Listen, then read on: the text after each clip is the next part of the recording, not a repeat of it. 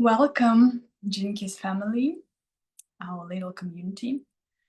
And today we're gonna have a transmission of fourth Jinki, the key of forgiveness.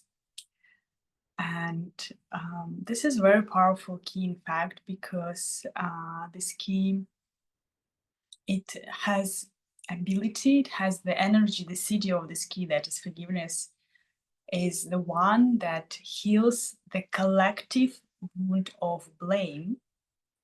And in a higher perspective, it's supposed to stop war. So we can discover today what we have during this key and what is on the shadow level, what creating like a wars from perspective of this key and separation, and what is this possibility of healing that we have inside this Jinki. So the fourth Jinki, the shadow of intolerance, the shadow intolerance, the gift understanding, and the CD forgiveness. The program partner 49 Jinki, the key of reaction, emotional reaction. Somebody calls the 49 Jinki a key of Kali, because it has this like very fiery energy that sometimes can cut things. But if it's on a high frequency, let's say it cuts things that doesn't serve anymore, and it brings revolution in a good way, in a positive way. But if it's just a shadow dynamic, then what this key do, it just reacting through intolerance. So we can even see how keys are connected, because when I share about Jinkies, I love to give you more perspective of how the keys are connected, because they are hologenetic. We have our own hologenetic profile. So we can see how these keys are interconnected with one another. And we have intolerance and reaction. So we have intolerant reaction on a shadow level. Then we have understanding and revolution on the 49 Jinki. So we have revolution comes from understanding, and here I want you to understand the world revolution from a perspective that it's creating a new order, that it's not like a bloody revolution, but in fact it's just the creating of a new order. And then we have also a CD that is rebirth and forgiveness. So we have rebirth through forgiveness. So those are the dynamics of this Jinki and how they're going to work. 1 second.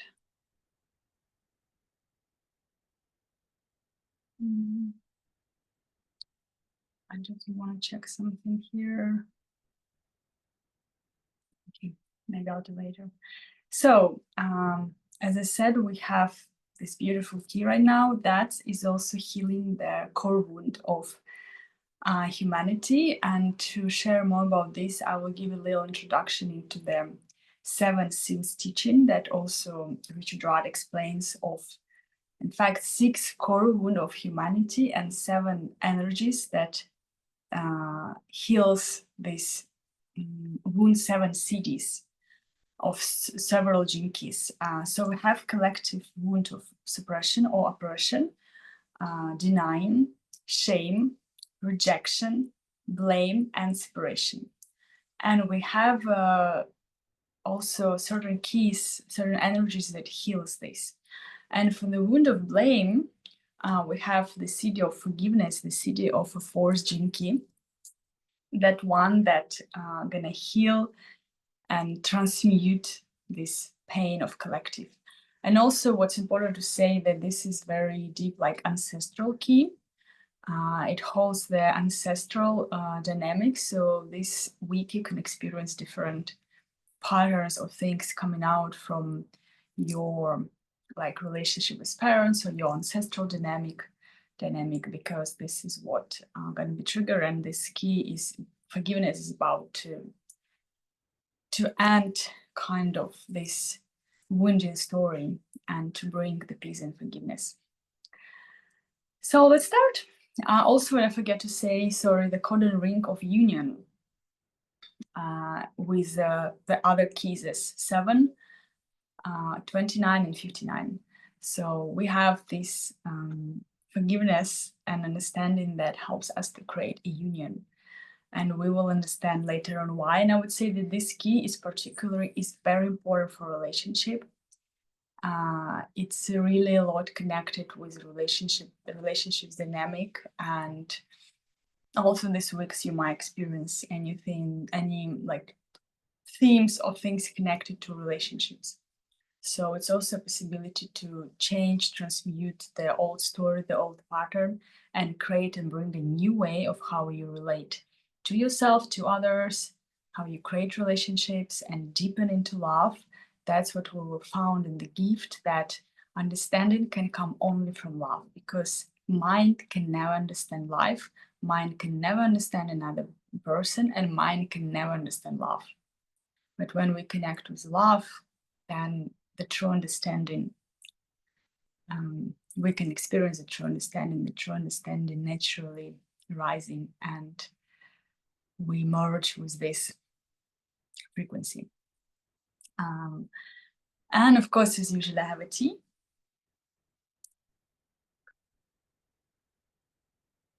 So who else want to also help yourself with tea? Please do this.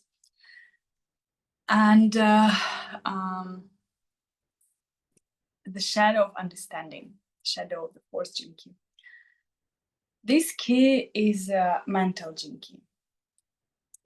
This key in a human design, it will be in a ajna center that connects with the process of how we understand things, intellectualize, how we make consumptions, opinions, and so on. And this key is also particularly connects with logic. So here we can see how the logic works, and how on shadow frequency, the logic, it makes us, in fact, close our heart and live only in a very narrow mental paradigm, where we try to always understand reality based on our conceptions. But it never really works, and it just brings more suffering. And this key is obsessed with knowledge, is obsessed with opinions, is obsessed with understanding, and try to put a life into a box. Try to understand life through different ideas, teachings, methods, conceptions. And if you try to perceive gene keys from the shadow of understanding, you also creating kind of a prison for yourself, because as we will discover here in the gift frequency, that the true understanding comes from your heart. And in fact, I know a lot of people from human design, and I originally also found gene keys through human design, but people who have more like mental understanding of things, when they try to approach gene keys, they've been saying that I just don't understand anything. For me, it's just like ridiculous, because like, what's the point? Where's like a structure? And when in fact there is a hologenetic structure here, you know, it's like a difference between linear structure and like quantum structure. So the linear mind can never understand the quantum reality, because it has to break itself to rise frequency to merge with like a higher consciousness. That's why I feel like the gene keys is made in a way to break the mind. And if people very obsessed with like very mental linear way of like approaching the things in the life, the gene keys would sound like riddles for them. But they're like a little bit like koans, you know, in Zen practices, where master can give you a koan to contemplate on, and the way the koan created, it's like a certain sentence that you contemplate on, trying to understand it, but the way it's created is it's a paradox. You can't never understand the column through the mind. But what happens when like a student, it's to contemplate, try to understand to a point where the mind breaks. And when the mind breaks, because it's just so tired of attempts to understand what is not understandable, because it contains paradoxes. But when the mind breaks, then it comes to a higher understanding, a deeper understanding, a clarity that, because the frequency rise to let's say to higher quality, and then the understanding occurs naturally because we shifted the perspective and kind of we came to a higher mind that can contain paradoxes and can be without it. And it, as I said, understand and sees reality completely differently. So this is kind of what I explain now, a journey of the fourth gene key. We need to get so tired of our mind, of it constant ideas and attempts to understand life, understand reality, understand yourself, understand others, understand your partner, and so on. So we just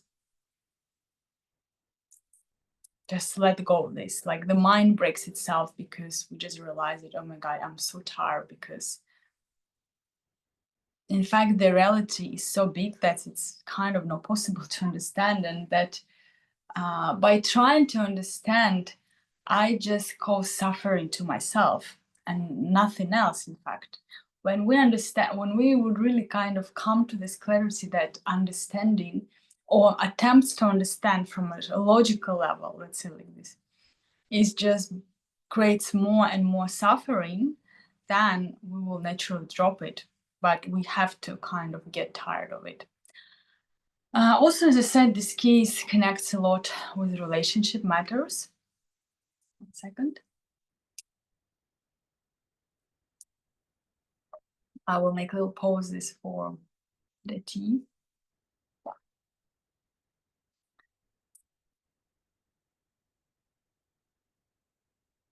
With the relationship questions, as I said, this key connected, and with how reactive we are. Again, remember the shadow level, the reactivity of 49 and intolerance of fourth gene key. So in fact, if we look at our relationships, how easily we can become reactive on a small things.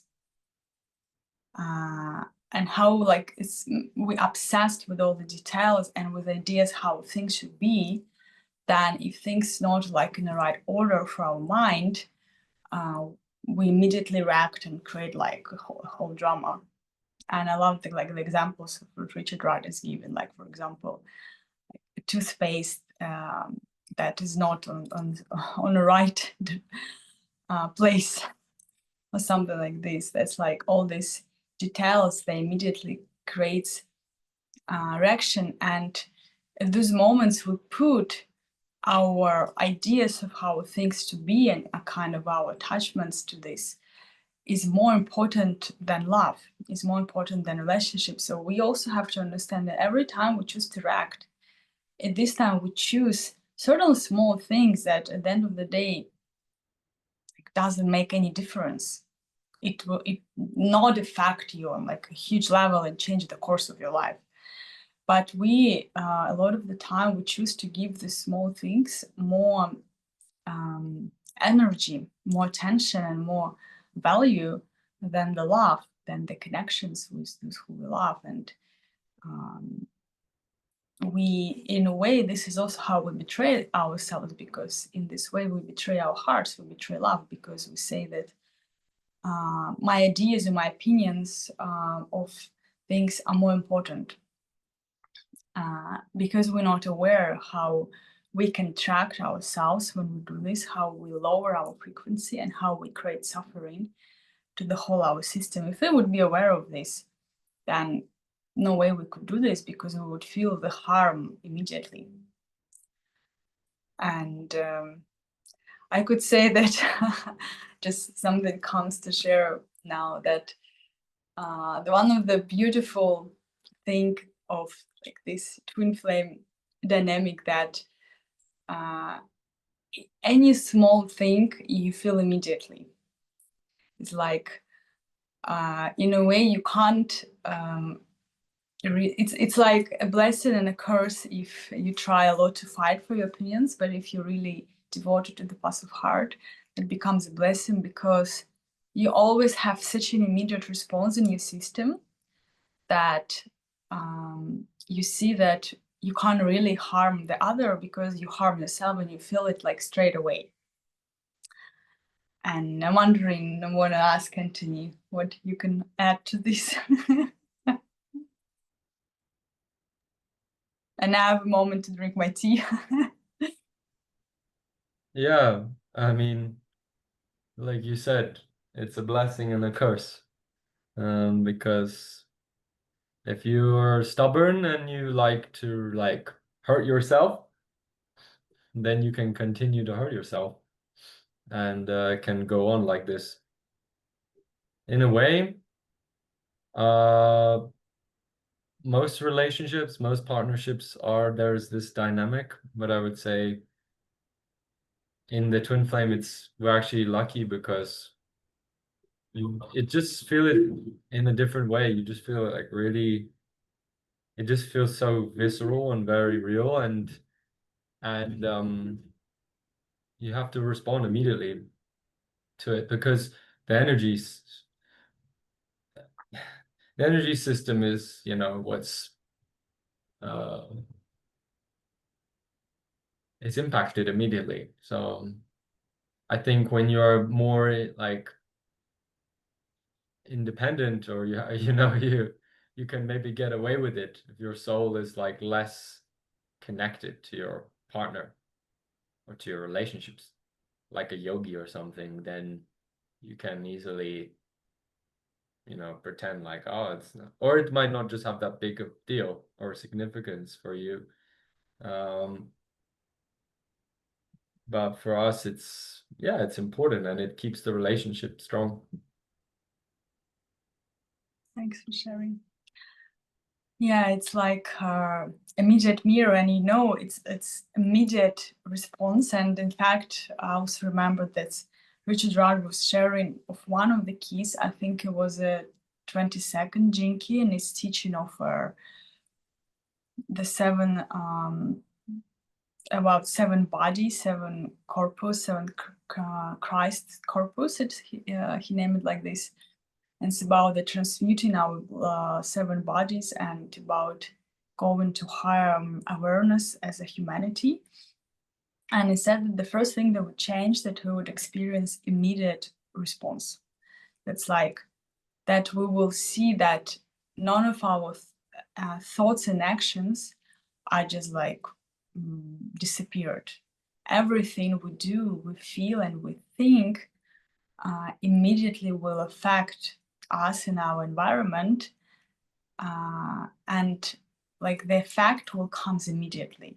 So we will have to become aware. We will have to become aware of what I think, which frequency I like send to the life, what I'm doing, and we won't like in this phase. There won't be any other way to live than just to live from heart. And in a way, I feel like that this connection is like is what already we can experience, that everything comes immediately, and there is no like delay. So and it means that it requires of letting go of different ideas and opinions and softening and coming into the heart, and then we will see that only heart really knows the way. And on the shadow frequency here, also what we can see that either we becomes like apathetic, and the person who gives up on life, he kind of not thinking, even not using the mind. It's this shadow, this part of the shadow, the people or the person who is in this frequency, he can even think that he's like enlightened or like he has like certain abilities, but in fact it's the apathy where there is no like kind of life force energy really moving through, no motivation, just kind of even a laziness and inertia that lives in a system where the life just becomes very stagnant, and it creates like an image like, oh, I'm free from opinion, I don't need anything, I'm like this kind of spiritual person. But in fact, it's rooted in denying. And for this type of shadow, people need to use their mind again and need to think, so then it can, but not be attached to opinions. And that's a tricky thing, so this key. And in fact, this key is teaches us to kind of understand the life and see how really mind works. Because let's see what's usually happening. We have most of the time some of our own discomfort. We might have fear or anticipation or anxiety or stress or something else that we experience. And then what we try to do, we are trying to, we react on this, and then we try to use our mind and our opinions to feel safe.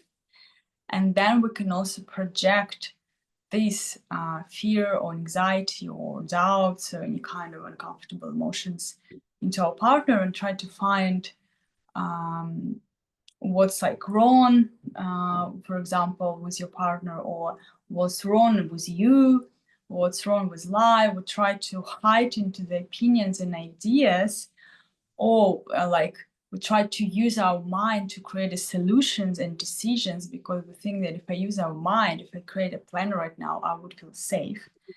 That in fact just keeps you looping and lowering down your frequency, because you won't feel safe in any decisions that's come from mind. And in fact, reminds me of this recent, a couple of days situation we had when we discussed something. Then there was this moment of coming up, I would say, this frequency, and we discussed that it's no point to make decisions from a shadow level, because it will just it's anyway, it's very limited perspective of things, and that you will not, any decision made from a shadow level will not lead to the highest outcome. So, and that's most important, first to acknowledge the feelings and what's going on within, and then to rise frequency, and then to see any solution. And then that happens in our lives when we try to make decisions, and in the moments we experience some uncomfortable emotions, we try to make decisions straight away. We first we suppress how we feel, or we project it, and we try to decide. But in this stage, we can't decide. We don't need to decide, because we need to first to release, to process the emotions, so then we can come to higher frequency and we can really see the solution. Because when we experience this like cocktail of hormones, emotions in our system, we kind of blinded. We don't see reality clearly. And of course, our any decisions will be very narrowed and narrow-minded, and from this like a blind state. Imagine like you put like a curtain and you see through this curtain into reality, and you try to figure out which direction you should go, like which road you should take, how you can decide. But this is how most of the people live. And that's unfortunately what happens in our humanity, because people put in all this like curtains, and then and also from these curtains to people try to understand one another and try to build relationship. But they can't even meet, because they communicate with these curtains, so they don't see themselves and another person. That's what happens on the shadow level. That's why relationship in humanity is such kind of a hard topic and fucked a lot of the people, because we have to also release a lot of our karma and these like blind spots, and that's what I've been doing a lot, and still some things that coming out on the surface to release. And this is what this key is also about. It's about releasing the karma, and mostly also the karma of our ancestors. So 1 second. And another way of the shadow is gonna be like reactive mind, the mind that holds on opinions, the person who have all this knowledge and informations and opinions and understanding about life, and then it's try to use it and make it like a Bible and a religion from it, or it can't see beyond this logic, beyond the structure. And again, what comes to me that I see some people in different systems. It can be astrology, can be human design. I saw several people, in fact, from human design, because it's a very logically structured system. And when people use it as a like answer for anything, or you do this because you have this energy like there in your chart, and this is this, and this is how you work, and I'm different because I have this and this, and that's why this and this and this, and that's all the time like this. I had once like a short relationship with somebody who had this tendency, and I could last a month because literally it became so like contracting to that whatever you do, you always receive explanation from, oh, this because of this, of this because of this, of this because of this. And in fact, this in the core root of the shadow is our need to understand and to have reasons for things. And now we're going to dive in a deeper kind of understanding of what's possible to understand of this key, because as I said, that this key, the shadow needs a reason for things to happen, reason for life to happen. And because it needs reasons for everything, that means that we try to use our mind to create a reason. Because if we can understand something, we can feel safe. And it's very hard for us to accept that life is just happening and there is no reason. And in fact, even if, for example, look in the Buddhism, you know, the core teaching there of like karma and the law of reason and like circumstances and facts, the reason in fact what your actions cause. And in one hand, it's good because we can start to be more mindful and understand that, oh, if like I do this, that will create, for example, more harm. If I harm somebody, then it will come back to me. So I will be more mindful and like won't do this. But then at the same time, it can create very mental obsession. We try to find reasons for everything.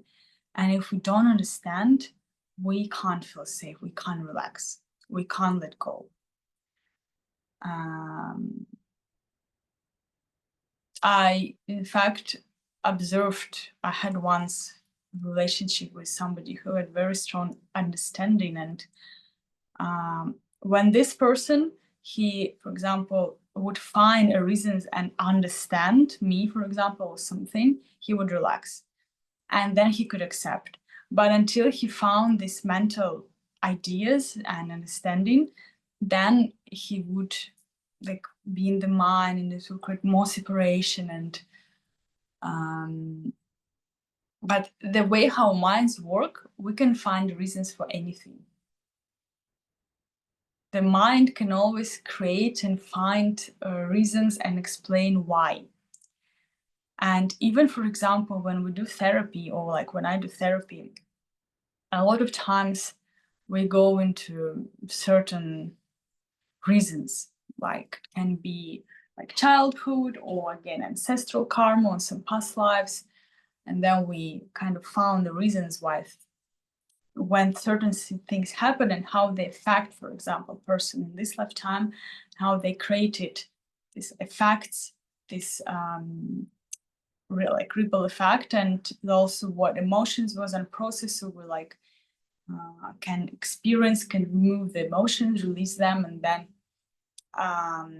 then create a new kind of dynamic of and for the energy to flow. And but there is another way, and when we don't need to find the reasons, when we can transmute any emotion situations right now in the moment, and we don't need to see reasons why. But for most of the people, it's hard because our mind needs to see why, because it gives us kind of a safety. But in fact, it's also what we create. We need this why, so then we can accept. But what if you can accept without needing to know why? What if you can accept that life is just happening and there is no real reason for this, and there is no real reason for even your incarnation? That means that it can be very scary, because then all you can do is just simply live in the present moment. Fully be in the present moment without a reason. That can be scary if we're attached to understanding, to mental understanding. Because then it also comes all these ideas also of like purpose, your mission, your path, and all the things. And that's a paradox, because yes, they exist, but at the same time they don't exist. Yes, our soul incarnated to a certain, you can say, mission or dharma to unfold, and let's say tasks that we choose for us for incarnation. And at the same time, on a bigger picture, everything is just happening. And your life is a part of a global cycle, is a part of some collective transmutation that's happening. And your life, in fact, in your life experience, is just adding also, or like creating different neural path for the higher consciousness to experience itself. And the higher consciousness wants to experience itself just because it wants to experience itself. Like a child, when the child, learn, it grow, it do things, it touch everything, it tries it, like kind of just interested in everything, something like this. In fact, I remember when I was studying human design, there was this like approach that we all humanity, we are just developing an Ajna chakra of like kind of a cosmic baby. And this we can also find reflections in certain gene keys, like 47 gene keys of Sakya karma, that said there is no personal karma effect. It's all just collective karma. And what you think is your personal karma or your personal samskaras, it's also not, because you just kind of more resonates with some aspects of it and you think it's yours, but it's just a collective experience. And in fact, you hear just because you hear, and you have certain experience to go through to add this information into the collective and into developing this like awareness or ajna chakra of a cosmic baby, we can say like this. And then how does this feel? Scary or liberating, or it can create certain of kind of freedom, but it also comes with bypassing. I think, oh, if nothing important, then doesn't matter what I'm gonna do, so I'm just gonna kind of do whatever. that is not also true, because then we start to deny, for example, what we feel in the moment and how we move, and again, how we treat ourselves and others. And because if we really know our heart, then we feel ourselves, we feel others, we feel life, we care, and we move from each and every moment, and we don't need to create that much reasons for everything. And I just want to ask, I'm wondering, how do you feel, for example, Anthony, about all that we discussed now? What's your contemplations or thoughts and ideas, as we touched interesting topic? And yeah, I want just to invite you for, not for discussion, but how to say it better, for just contemplation moment. Yeah, as I kind of look into this key now, I see how I was basically like this weekend, like I got injured on my ankle, and already the life kind of initiated me into this key, because I had either like to choose whether to kind of drown in my reason, like my mind try to find reasons why I'm suffering, and also try and explain things away, and also not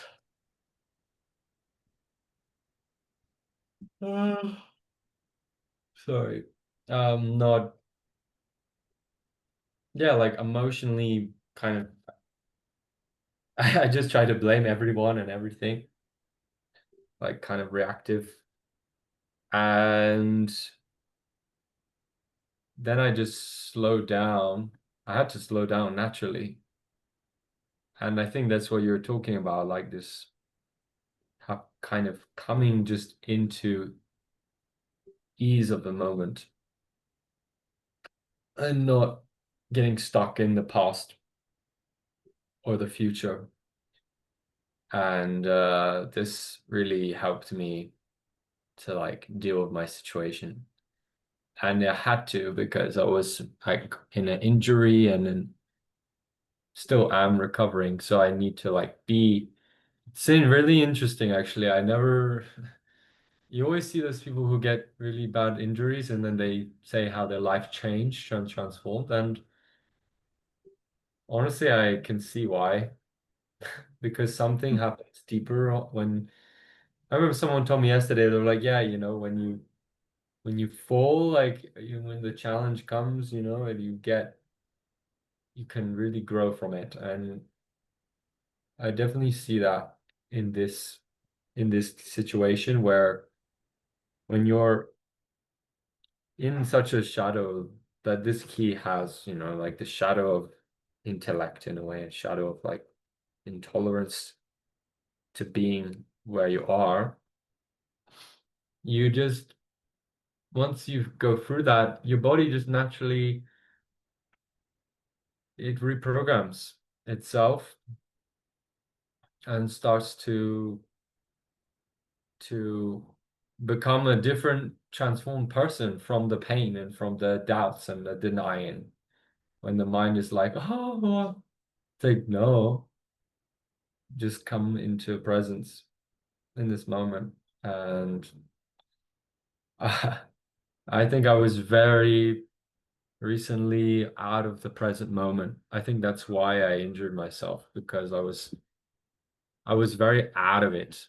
I was making all excuses in my mind why I not need to be in the present moment, because I have to perform, I have this job, I have to do my work online, whatever, retreat, and all these things, all these distractions, and nothing really was bringing me into the present moment. So the injury actually brought me into the present moment. So I'm grateful. You're muted. Thank you for sharing. Yeah, again, we don't need all the time reasons to know why things happen the way they happen. We can just experience them where they are and go and move even beyond the reason. Because when mind react on the feelings of discomfort, like again, anxiety, doubts, fear, it creates opinions. And then we think if things are this way, this is the right way, then this is how things should be. And I would fight for this opinion and understanding. And if somebody does not agree, I will either like make and kind of explain them and make them understand and agree, or then I will not then speak with these people because we have different understanding. And that's not how things works. And because to love each other, we don't need to understand each other. And I really want you to contemplate on this sentence, that to love one another, we don't need to understand one another. Because love is beyond understanding. But love, what really helps you to see and feel and understand another person on a deeper level. Because instead of creating ideas, you can feel in the moment, for example, another person, and you can be with them. And in this presence, you can experience one another and the oneness. And even if it's some uncomfortable emotions coming, you can be with all that instead of trying to understand and through this decide who is right or who is wrong, kind of like this. Because when we fight through opinions, we try to figure out who is right and who is wrong and whose opinion is better. But what if none is right or wrong and none of the opinion is better? Because opinion is just opinion. Again, just reminded me, I shared once this already in one of the jinkies, how when I was in the school, we would be doing essay for the English language classes, and there was a certain type of essay where we had to write down like there were several like sentences, opinions. We have to choose one opinion, and then we have to like write down about this. We need to give 3 reasons or 5 reasons, I don't remember, why this opinion is correct, why I support this opinion. Then we needed to give also reasons why this can be not correct, what are like the other side. And then we have to write down another opinions to kind of balance the negative ones, to prove still that, but this first one is correct. Kind of to write different opinions 3 times. The one that is for this one we choose, the one that's opposite, and then the ones that would kind of cancel that opposite opinions. So then it will prove that original opinion is correct. Like this kind of exercise for the mind. And in fact, I was very good. I like this kind of things. I was good in creating reasons. And the kind of exercise my mind. My mind is naturally very strong. But that just prove that the mind can find explanation for anything, but it can't explain love, God, union, the coordinate of union. And this we can only experience, the highest frequencies we can only experience. We can't understand them. And even with this, we have this gift of this key understanding, and it's a word understanding, but what is the true understanding? If it's understanding through a mental paradigm, because I know all your like your gene keys and all your human design, then I understand you. Or I understand you for different reasons. I understand you because I feel you. I understand because I connect. I understand because I don't deny, but in fact I can be present with my uncomfortable feelings and emotions and with feeling and emotions of another. And a long time ago, I also love to use the gene keys as a way to kind of makes myself feel safe in the moments when, for example, there've been like some conflicts or some tension with, for example, like in previous relationship, and I knew the chart of my partner, for example, and I would explain, okay, but he's doing this because this is his shadow, something like this. And I, even if I explained to myself, that already made me feel more relaxed and kind of accepting the situation. But then if it was some like really conflict and emotional argument, then I would say, but this is your shadow of this and this and this. And it's different when we bring awareness of one another, when there is like certain situations where we ask for suggestion or we kind of open for feedback. And there is another if we just try to understand everything to make us feel safe or to make other feel wrong. Because as I said, love doesn't need understanding. Love can just be, and then certain time I just stop. I even didn't want to know, or and I still, for example, I don't remember all the keys of like Anthony, for example. I remember several just because we already discussed them a lot, or when we have transmissions, they were and kind of present, and I remember, but I don't remember all his chart and all his keys and everything because it just like I don't need this. I can just be with the person and feel in the moment, and love, it doesn't need this all understanding and all the like knowledge and systems and information. And understanding it opens up kind of a higher possibility of the mind. It helps us to see beyond the reasons. First, it also helps us just to relax with something when something is happening.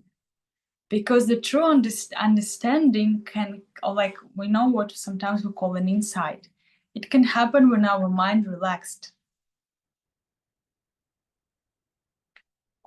When we're relaxed, we can see and feel how the understanding comes, and we don't need that much to kind of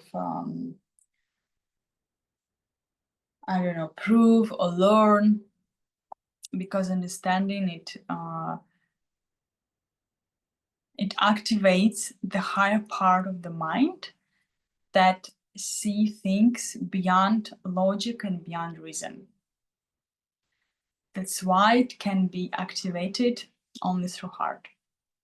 I'm wondering, do you have any questions or contemplations or anything about this topic?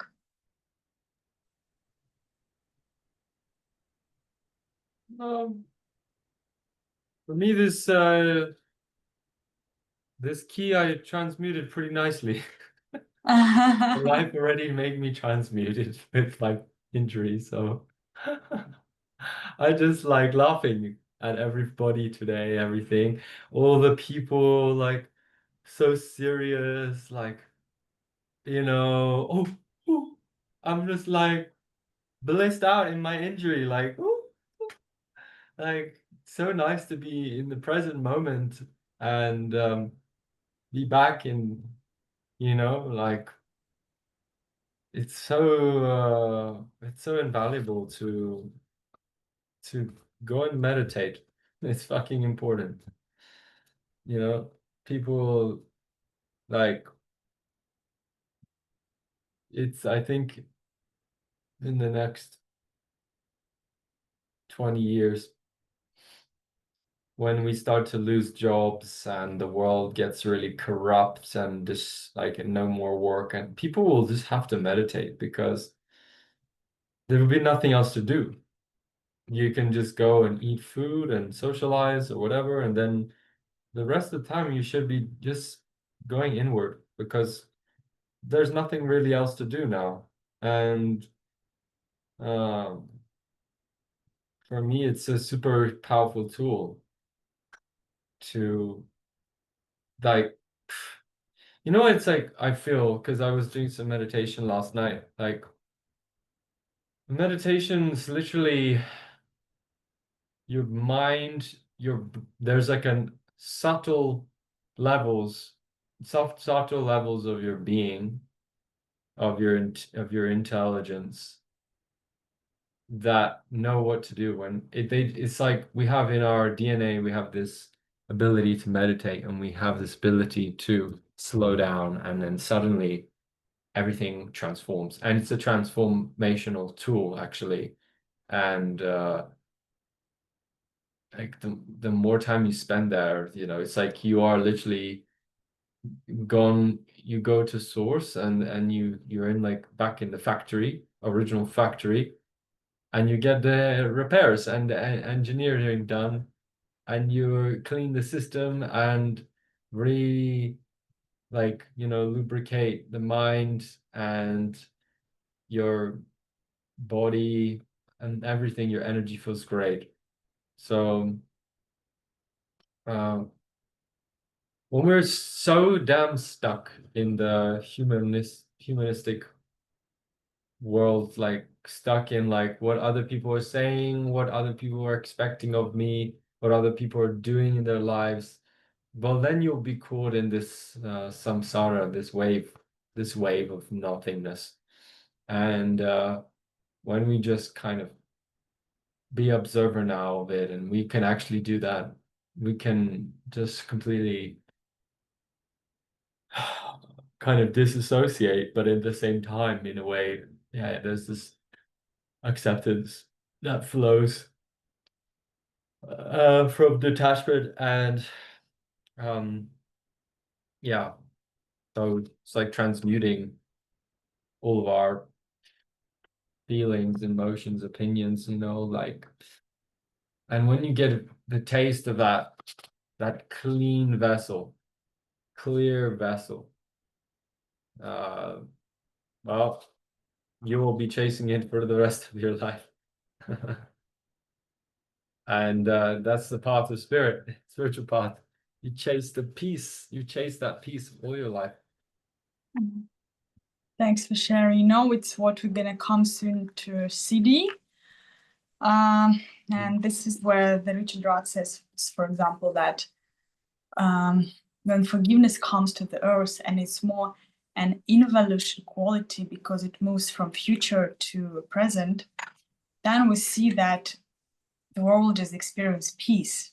That means there's not going to be drama anymore, because this CD is supposed to stop a wars on a collective level, because it will release the karma. We will come soon to this. If you want to listen to CD, just stay in tune with us. But that if we would come to a world of peace right now, for majority of humanity, it will be just boring,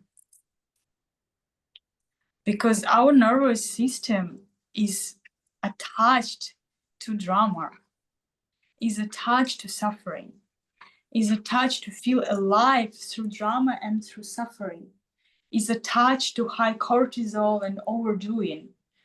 And for example, probably if you watch me or you like been in the transmissions, I've been telling a lot of the time that I worked with a kinesiologist for the last 3 years. And the first sessions that I did with him was of rebalancing cortisol in my system, because my system has had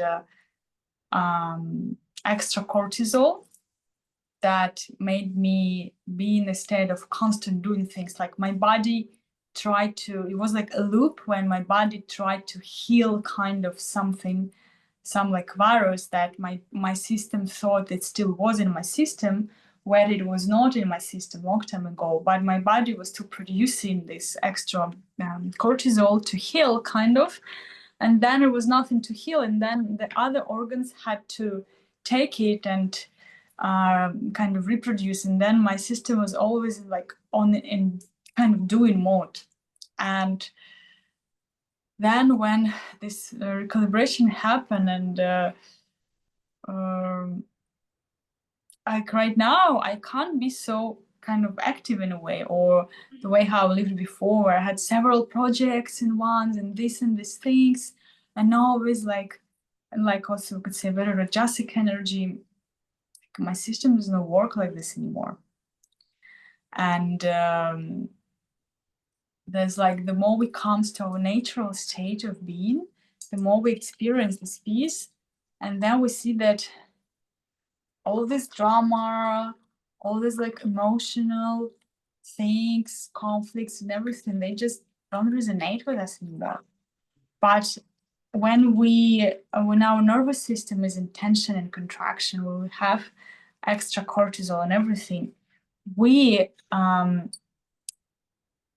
used to drama and pain, and this for us is a normal state of our life. This was also, I help women a lot to transmute during like the work I do with women, the female programs, to kind of recalibrate their nervous system. They don't attach to drama and to ideas that love is suffering, and then like a pain and everything, because then it's in fact when a woman, for example, she has these ideas that love is pain and suffering and drama, then she would meet, for example, a really like safe partner, much emotional, mature, like that can gives her feeling of peace and relaxation.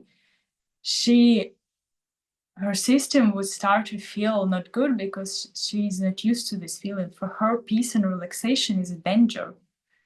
And then she will start to find reasons why this partner is not good, or trigger him to act in a kind of some very negative way, so her system can receive what she used to, that is pain and drama and suffering.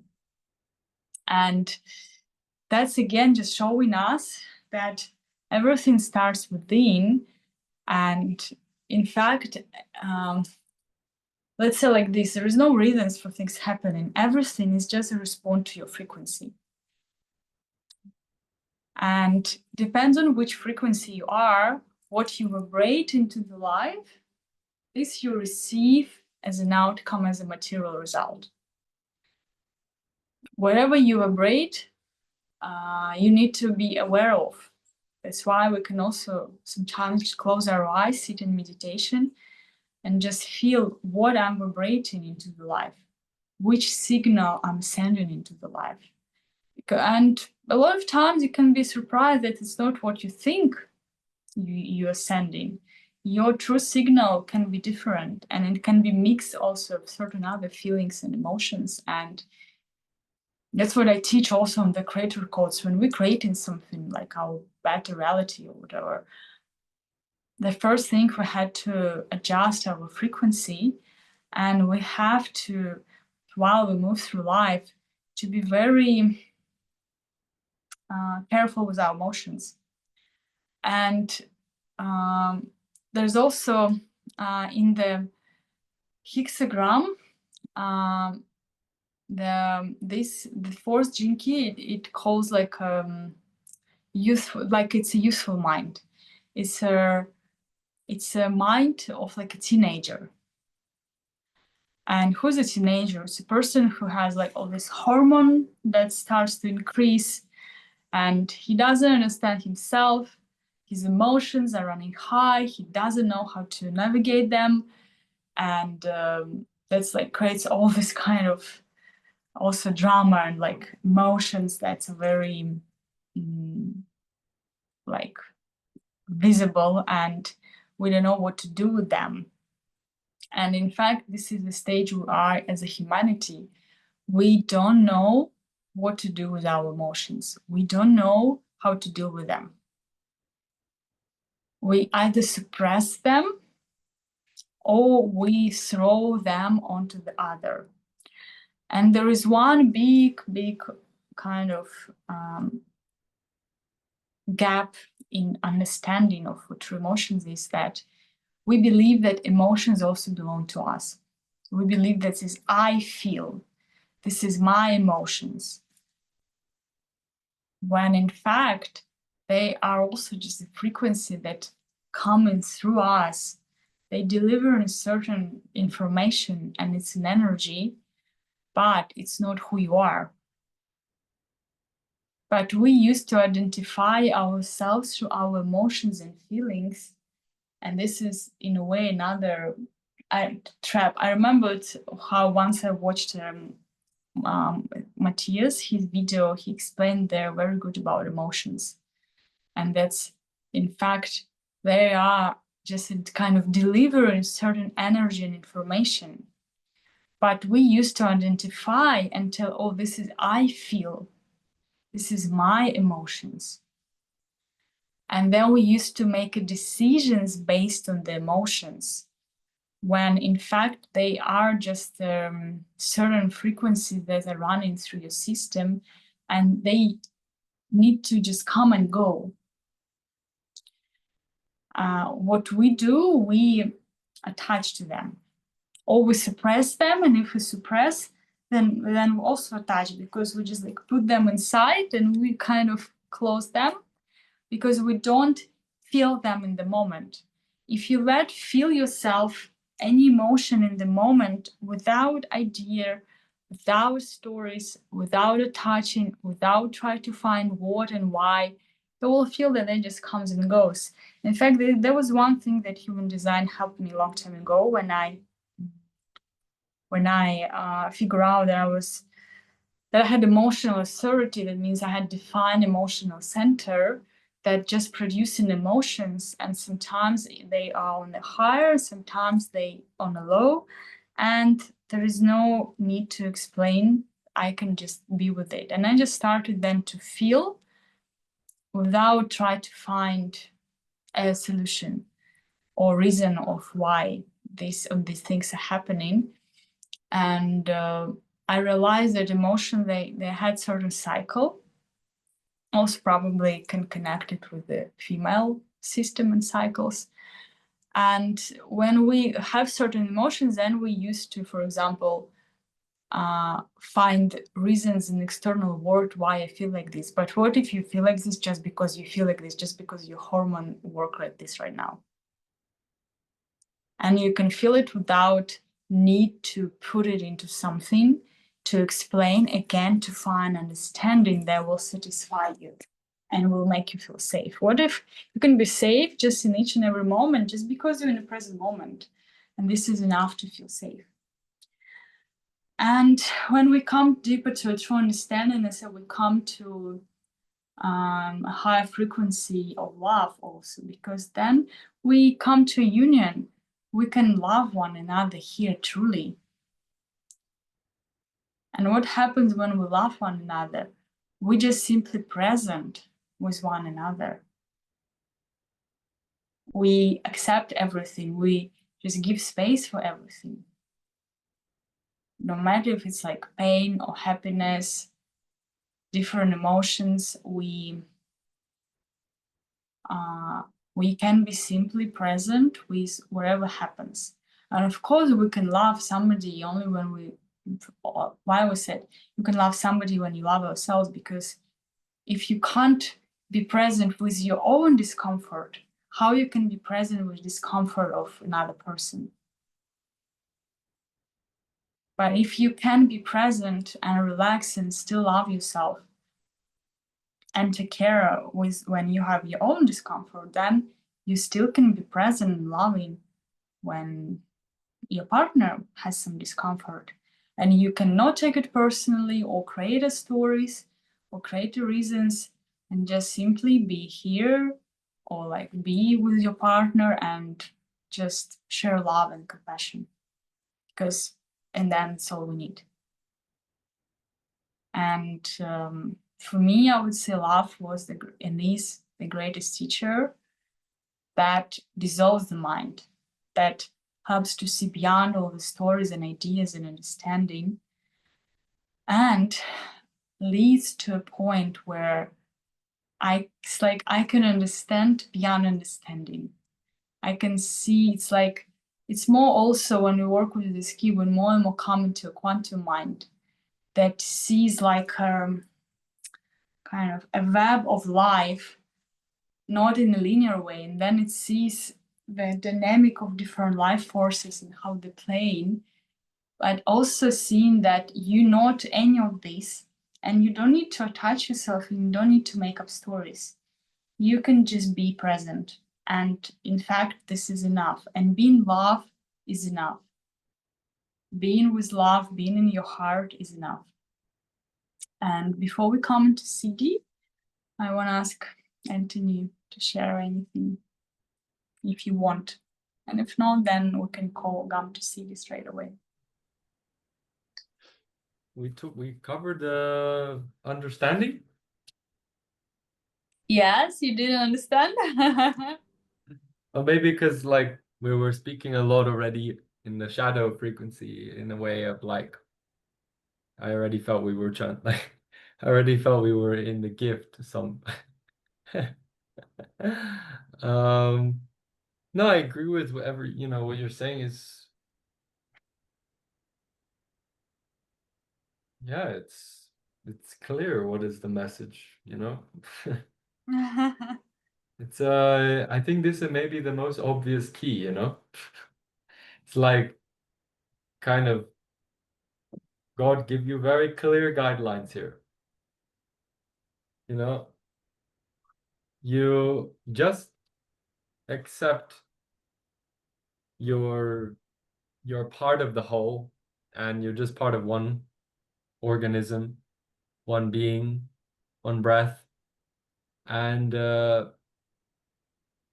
stop suffering then.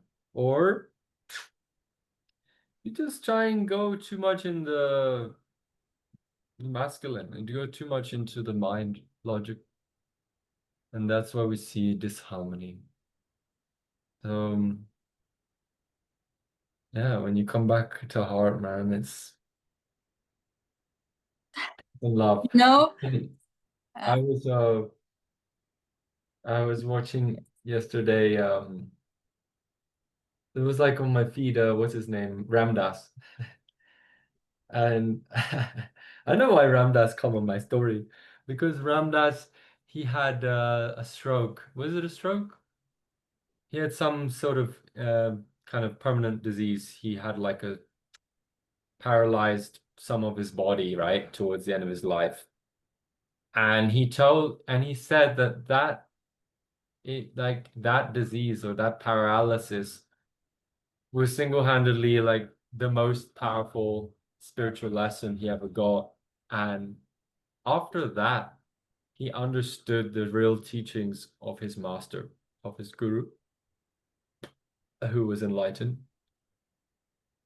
And there was a video of him just like in the water, and he was just saying like it was just, I don't know, it was funny because he was like, oh no, he was kind of saying this thing, oh no, or something. They made a saying out of it. But in any case, it was just, is he Stanford or is he Harvard? I don't know, Stanford professor, psychology, super, intellectual guy, but in the end, he just paralyzed guy, realized the meaning of life in the sea, in the water, in the mother, and he was just in this such a joy and bliss of life. Can you imagine? So spiritually mature to in this injury, in this, what in the material world, we would look like down, we would be like, oh, this is the worst thing that can ever happen to you. but oh my God, his soul was shining, and this inspires me, and yeah, it should be inspiration to a lot of people to, realize one thing. If why it's then India, for example, the saints are all, such simple people. Because that's the way, that's the journey towards, you know, towards the, I don't want to say enlightenment, but towards, because you can't, it's not, there's no way to enlightenment, but it's the journey towards wholeness, and being yourself is when you let go and you stop the like forcing things. Um, yeah, you know, learning to tolerate, just be where you are. And then, yeah, your soul's free. But we will go in the city now to this, I think. Yes, thanks for sharing. Yeah, the city of forgiving. You wanted to say something? No, I just remembered this dream I had of Ramdas. I was the first day or 2 days. It was like only maybe 1 or 2 weeks after I met Katya, and I was All in Goa. I was in Goa in my this terrible bedroom. There was like like party music, boom, boom, boom, like ecstatic. right. And I was like, And oh, Goa, yeah. like a demon hell. And I think there was entities in my room and demons. There was like some weird stuff. Goa is full of like tantric black magic and stuff. And I just remember in that dream I saw Ramdas. And I never dream of like I mean I know Ramdas, I follow his story and everything, but he came in my dream, and I just remember seeing him and I was so happy. I was like, Ramdas. And he looked, he had this beautiful like medal, like amulet necklace. I don't know, it was like some gift, like a special relic or something he was wearing around his neck. And it was just like in that really sweet voice was just like, hey child, there's nothing to worry about. There's nothing to fear. Like there's only peace. And I was like, it just makes you think like, why are we trying, like it's like what we said at the start, it's not a avoidance, it's not that, but in the sense of like, why are you trying to make it in your mind like that there's something that you need to do or something that you have to do? It's like when it's there already, when we were talking about Yeah. this the other day about. It reminded me when you said about this dream that I also had this dream at the time when I was in a group of people and you also were there with some man that I didn't know who he is, but everybody was perceiving him as a teacher or guru, and then something at some point he started to speak to us and asking like if we are ready for like the divine union, the truth, the true love. And we were like, yeah. And he was like, but like it's the path of enlightenment. It's a path where you need to let go all your like stories, opinions. It's a path of truth.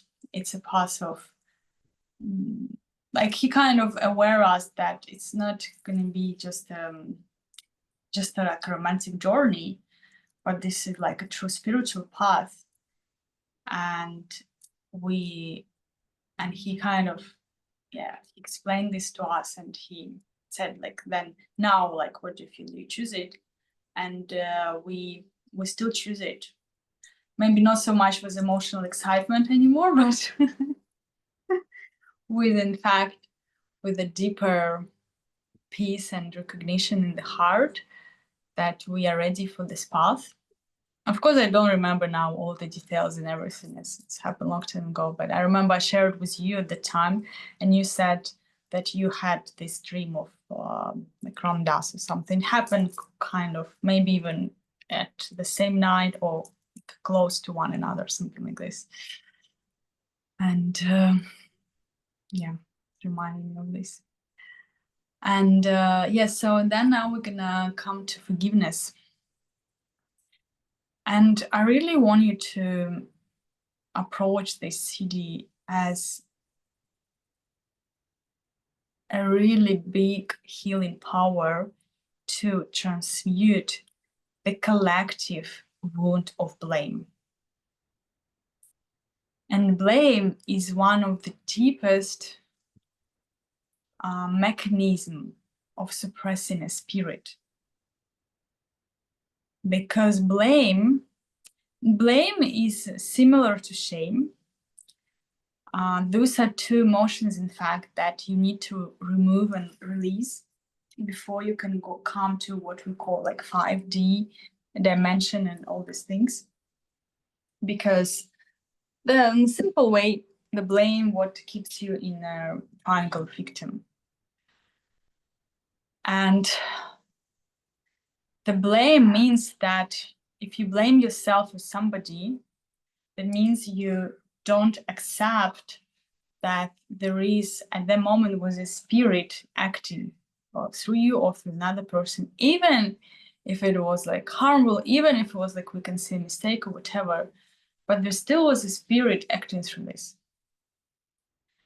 And blame means that you blame, it's a feeling like I'm wrong, or like what, not I'm wrong, but what I did is wrong, or what others did is wrong.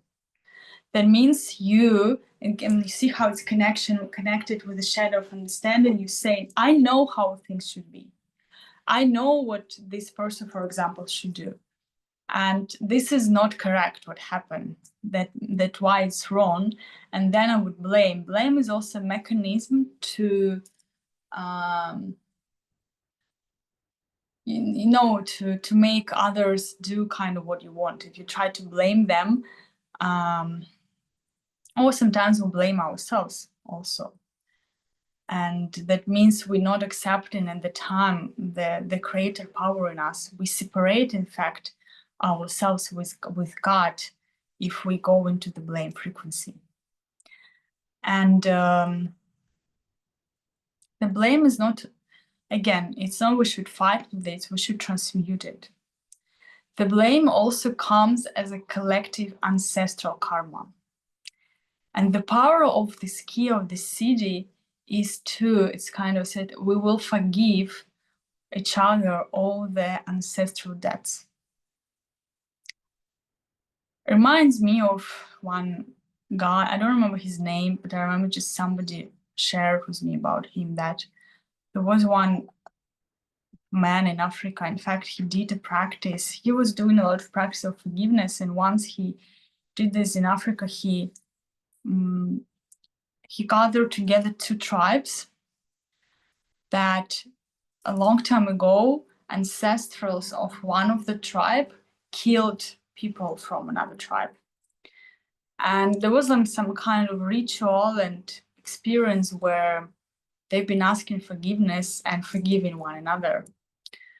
And yeah, that's created a huge fact of like removing this karma. And in fact, right now we're in the world of war, we're in the world of separation. The war is how you need to understand there is like a wound of blame and how it will be represented on a collective level through war.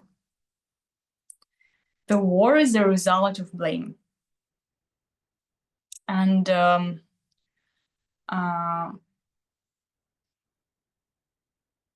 in fact, what the war brings in us, it brings the feeling of blaming. It brings, it triggers this triangle, victim, aggressor, savior. It either helps us to transmute it and come to like a spirit and create consciousness, or we're just stuck into these lower frequencies. And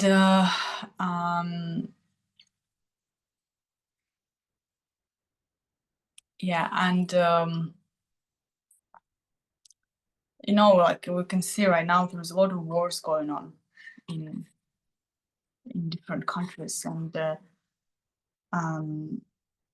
they seem that they just like more and more happening, and it's kind of well, you can say a purge before their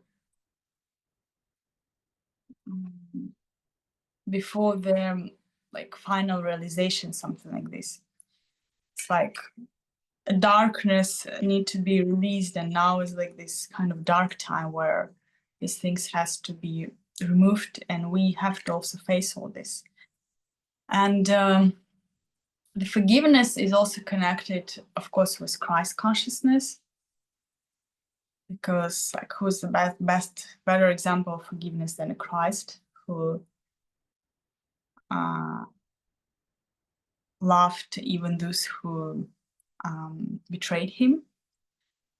And when we connect with frequency of forgiveness, we can connect with this Christ consciousness. There is also, I would say, steps of forgiveness. And the true forgiveness, it's not that I forgive you. It's not even personal. What we need to understand that forgiveness is a frequency that's downloading into us through a higher dimension.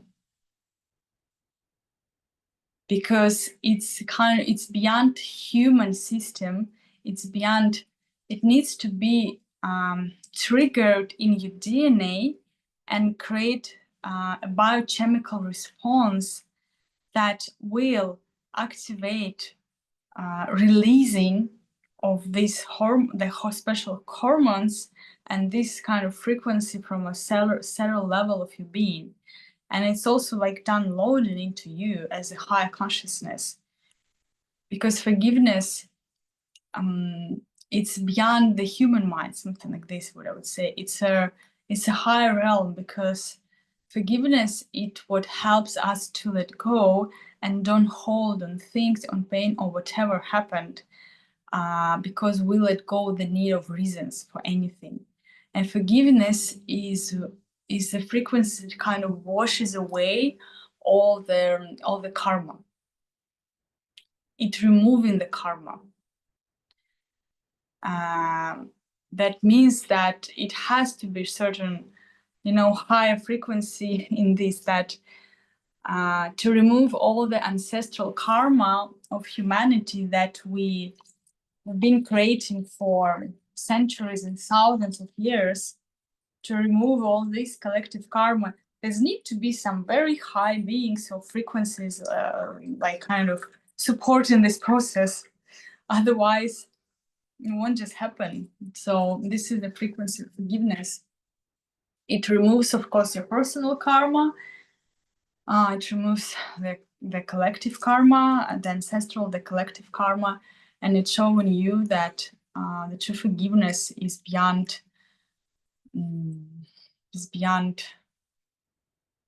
logic, reason,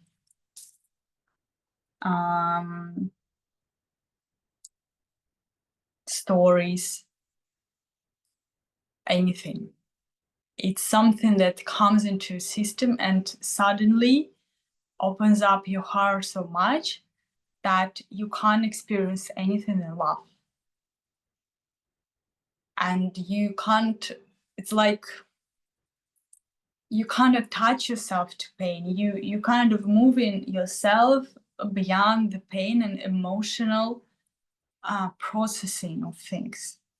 That also means you move into a higher awareness where you don't identify with emotions anymore. That means it's shift the whole perspective of like how your kind of brain works, how your awareness works. That makes you see things from kind of absolutely another dimension level. And when you in this frequency, there is no blame. The blame is a feeling does not exist. You can't blame yourself, you can't blame others. If you did something that you realize that you did something that harms others, you can you take the responsibility, you create actions that will harmonize. You focus on creating the harmony, and you also deeply accepting yourself with everything and accepting others, trusting that there is a higher awareness guiding everything, all the process, and something that even can be very painful has sometimes reasons to happen, and they can be beyond our understanding. For example, what comes to me to share, yeah, like when this Goa experience happened with us, when we come back from journey to Gokarna, and then you decided to break up with me, and I experienced the time kind of something that was beyond human level, because despite of all the like pain and emotions, I felt that there was an energy of love, and I could say forgiveness, that were higher than like personal experience. That's emotions and all what was happening on a kind of human level. And there was, of course, a choice to act through, let's say, pain or through love. And it's something that's showing that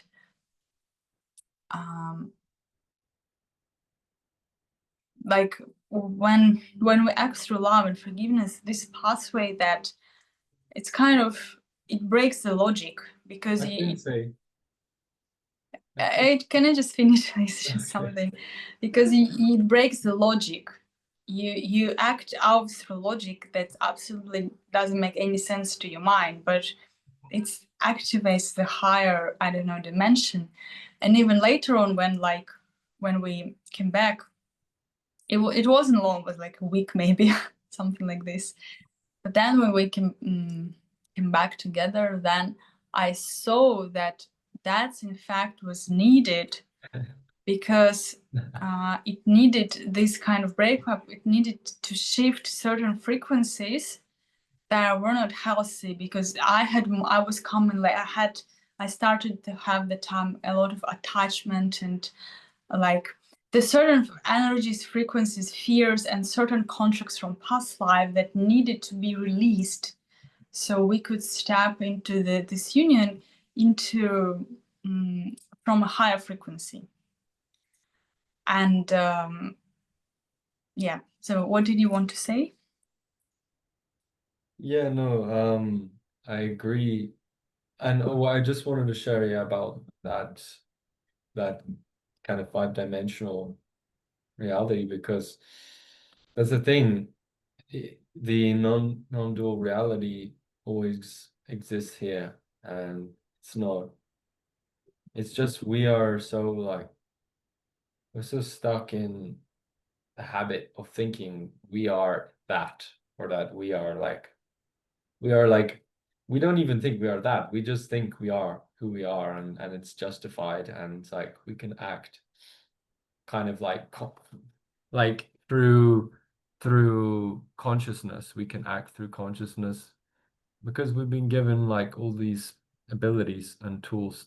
But what I would say, and I think, people always say nowadays, like, oh, like he broke the matrix or something.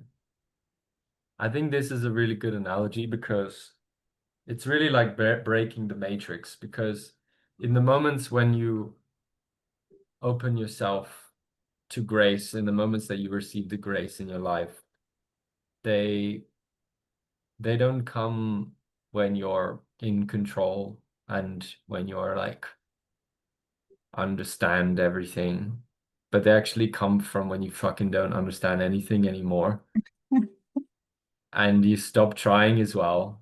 Either the life kick you down and you stop trying, or you consciously stop, which is, I think, with the spiritual path, I think, is when you're trying to actively, consciously stop controlling everything and letting the higher power, the grace, take over, basically. And that's what that's what we saw sometimes when we were like having all of these arguments, or we were like fighting from our personalities. Like, I want it this way and you want it this way, which, regardless of our feelings, was just both of two of our own subjective like experiences. And you can say like the objective reality that was in a way the higher power, this objective, the one reality, it just always in a way is there, and it's always supporting you even if you're not aware of it. And yeah, honestly, I know I speak a lot about my injury, but I honestly feel my injury was like a message from God, because I was like up in the mountains, really high up, like 2000, I don't know, 600 meters or something. And I had You to should get, also tell that you had to walk yeah, all the yeah, way this is down. my story. This is my story. Okay. This is my story. Don't stop. Okay, okay. This is what I'm trying to explain is, how did I manage to like sprain my ankle, and still God gave me the strength to get down the mountain instead of like calling like emergency services.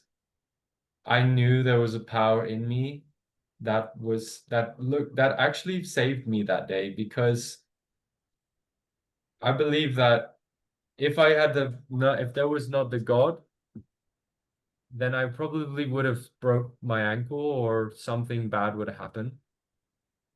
And the saving grace was that I was given the flexibility, you could say, to move down the mountain, even though it was painful and it took time, and I was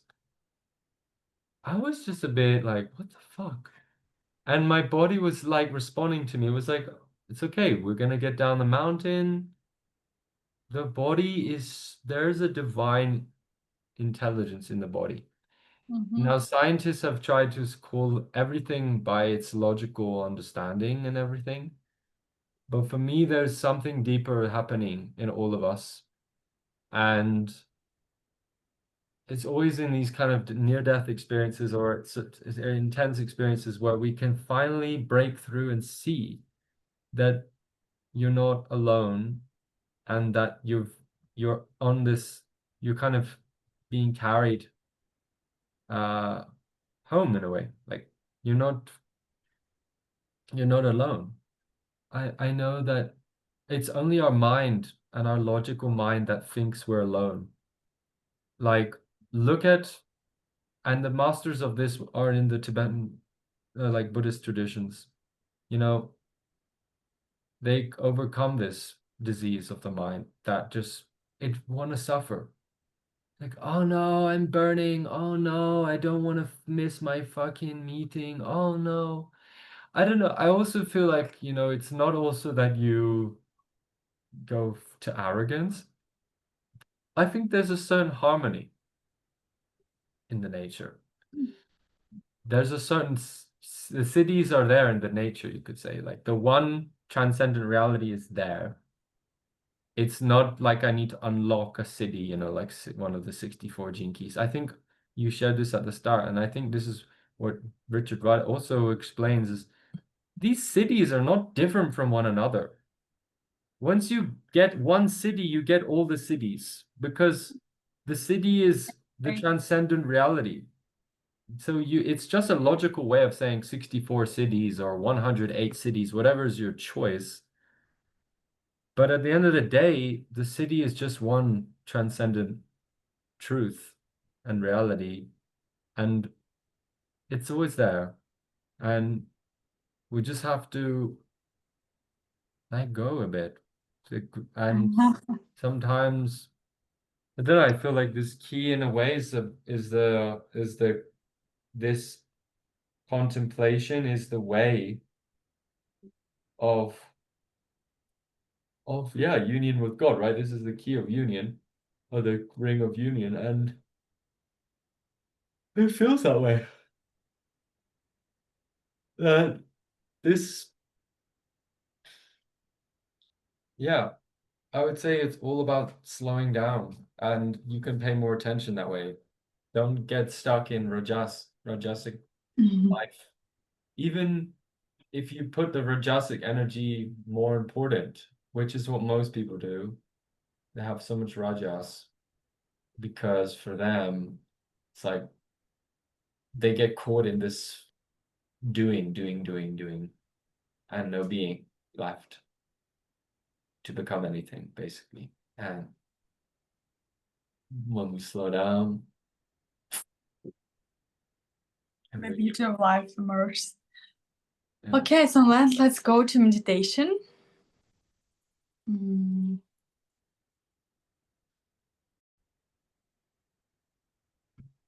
Okay, so then let's find comfortable position and close your eyes.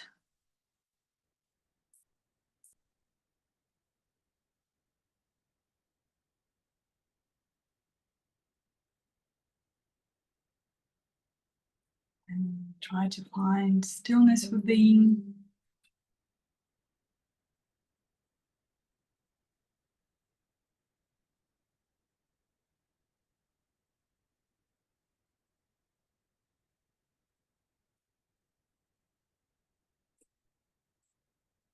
Feeling your body.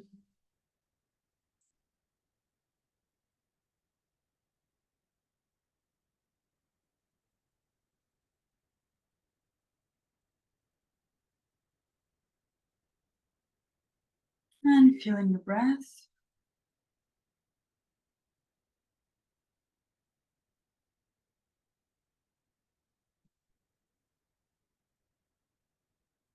And how your breath is moving through all your system up and down.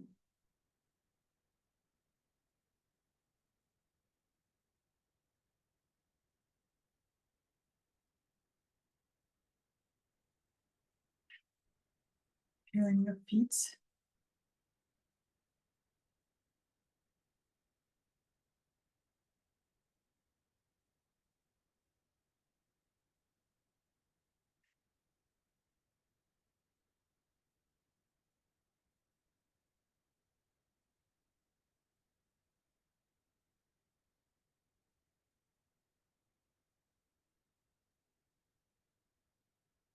And feeling your root system going down into the earth.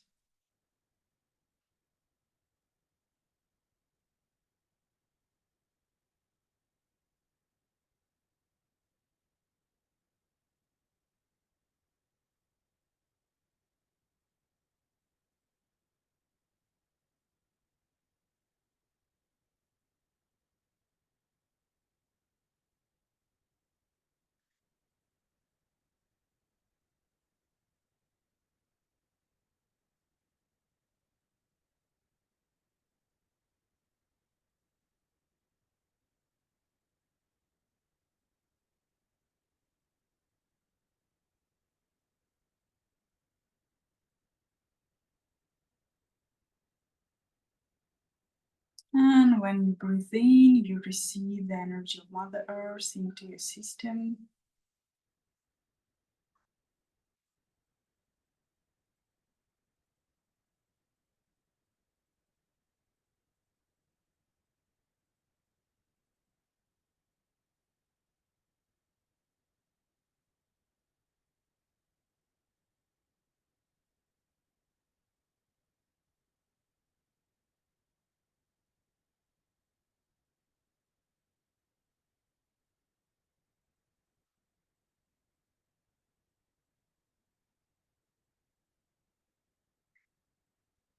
It comes up.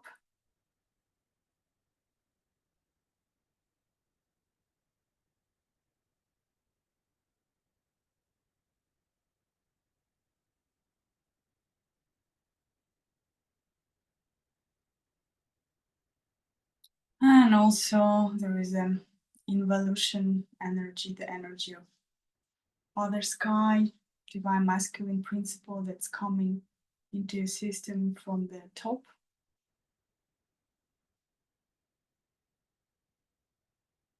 into your crown,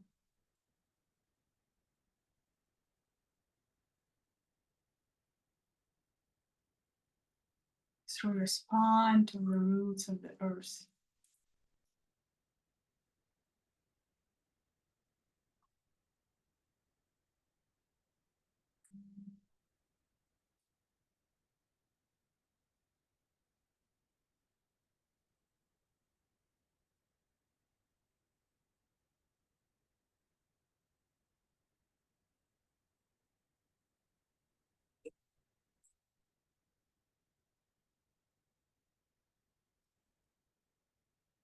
And there is a light in your heart and rainbow sphere around you.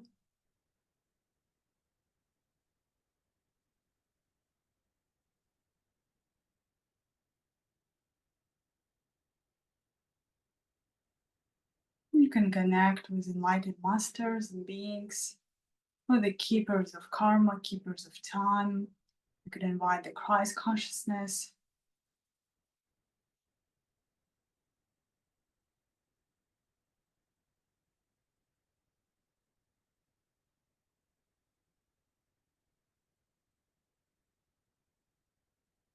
And connect with the jinkies and the fourth jinky. And first with its shadow of intolerance.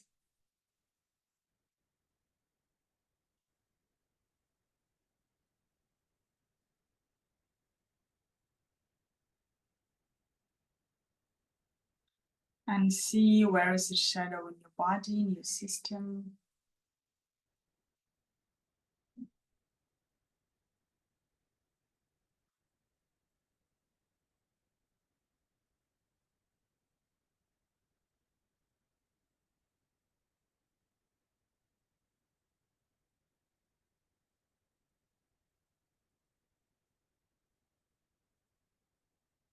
What the intolerance would feel, what it would say, how it would make you feel.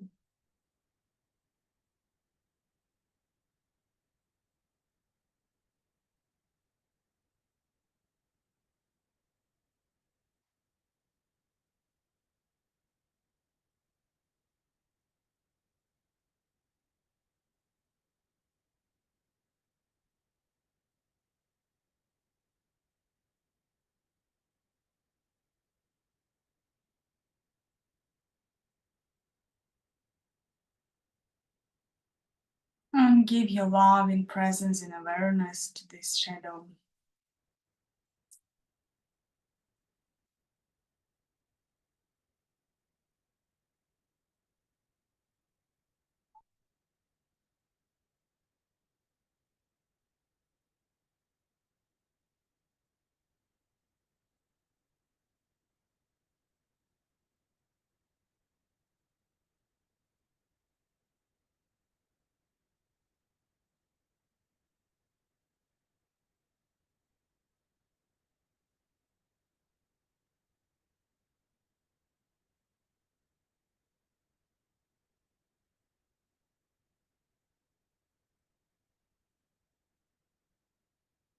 And breathe all the tension, all the uncomfortable emotions that you might have here.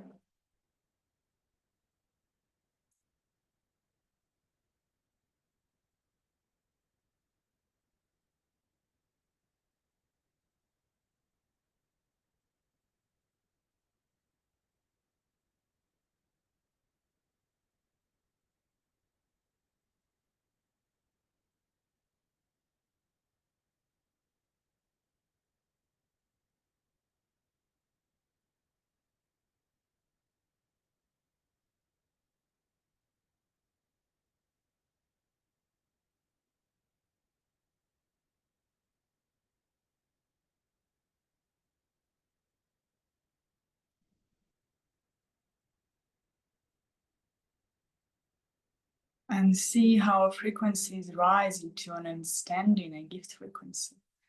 Understanding through your heart and through the higher mind.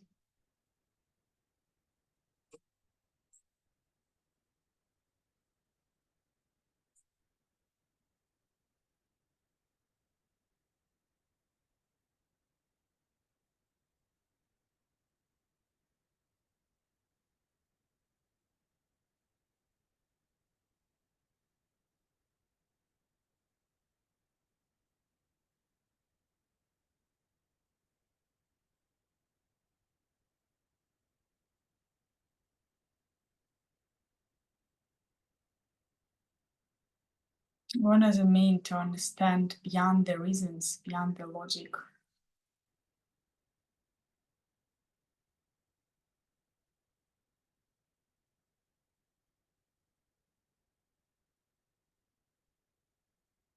To let go the linear understanding and open to higher perspective.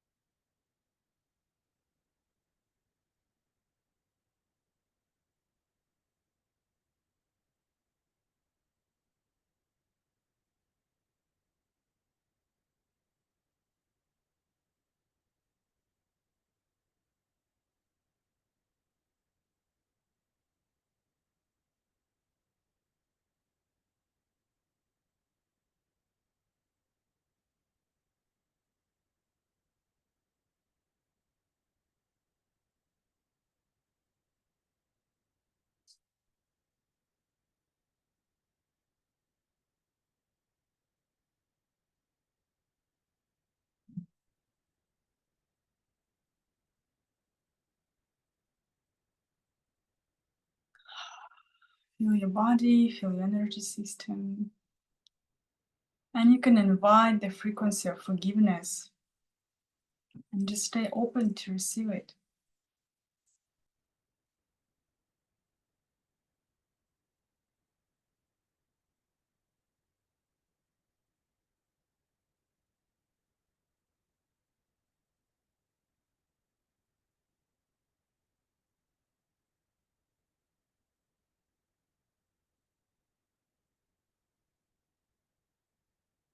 What is the true forgiveness? How it will work through you? What does it mean to forgive?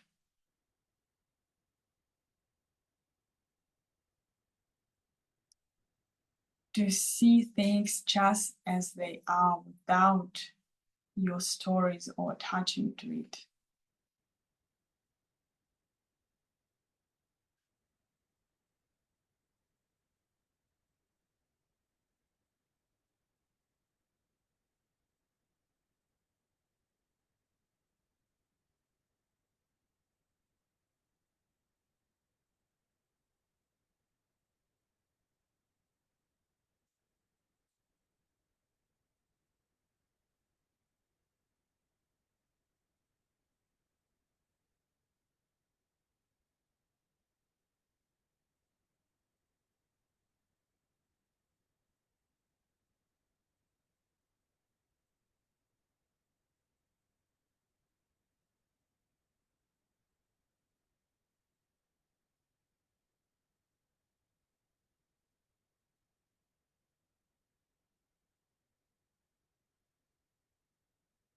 Feel your body, feel your soul, feel your energy.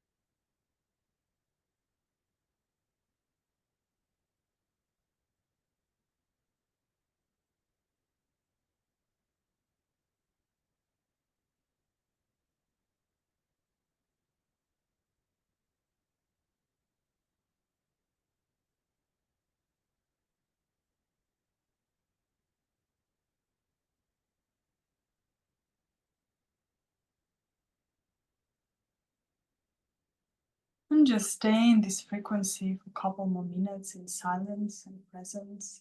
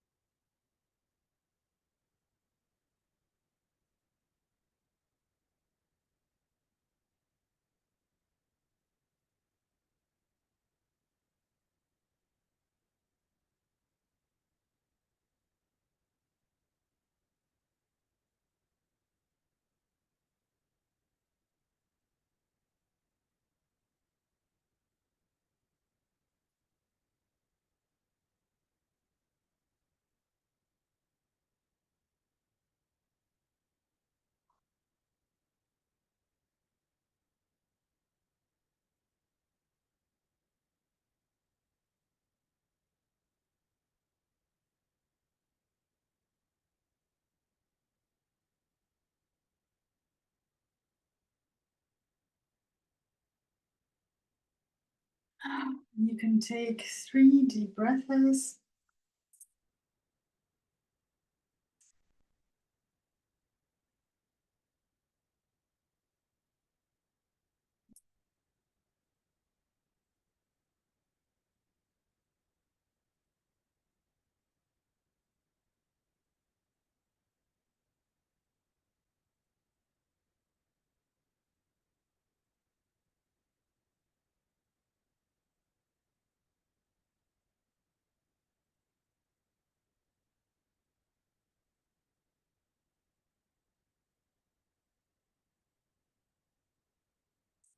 Rub your palms.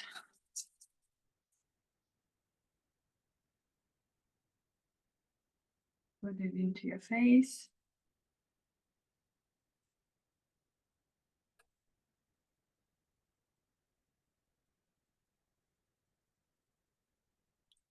All other parts of your body that needs now attention.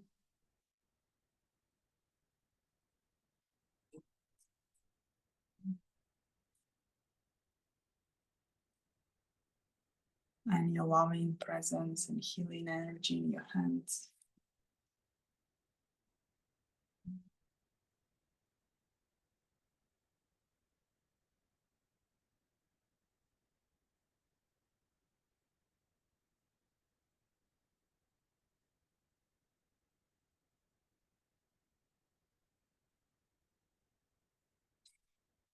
Yes.